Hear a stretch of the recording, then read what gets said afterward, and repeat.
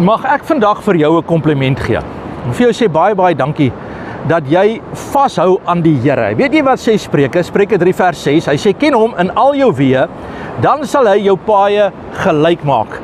Jy is iemand wat die Here soek in al jou paaie. Jy ken hom in al jou paaie. Jy ken hom in jou gedagtes, jy ken hom rakende jou verlede, jy ken hom rondom jou toekoms, jy verstaan wie is jy in Jesus Christus, jou identifikasie, jou manier waar jy deur hierdie dag identifiseer, waardeur jy begin met hierdie dag, is dat Jesus Christus is jou bron, Jesus is jou verlossing, Jesus is die antwoord, Jesus is die een waarmee jy kan identifiseer, hy het jou geplaas in hemelse plekke, die meetsnoere het vir jou in lieflike plekke geval.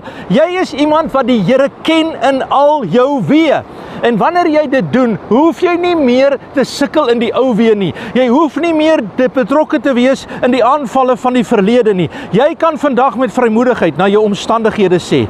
Jy kan vandag sê in Jesus se naam, ek is 'n kind van die Here. In Jesus naam, my gedagtes is van die hemel af na die aarde toe. Ek is vandag iemand wat die dinge bedink wat daarbo is. Ek neem dit kennis, ek neem ag daarop. Ek weet dit is maar nie net 'n wensdenkery nie. Dit is die werklikheid. Dis wat Jesus van my beplan vandag. Daar kom lewe, daar kom oorwinning, daar kom vrede. Ek kan vandag sê ek ken hom in al my weë. Dankie Here dat U vandag my paaie gelyk maak, dat U my gedagtes gelyk maak, dat U my lewe gelyk maak, dat U vandag my die geleentheid gee om in te koop in die plan van die Here, dat elke tree wat ek my voetstappe sit, kan ek vandag in die oorwinning van die Here staan, want ek weet my verlosser lewe, Vader, ek roem in U en ek prys U daarvoor in Jesus naam. Amen en God bless.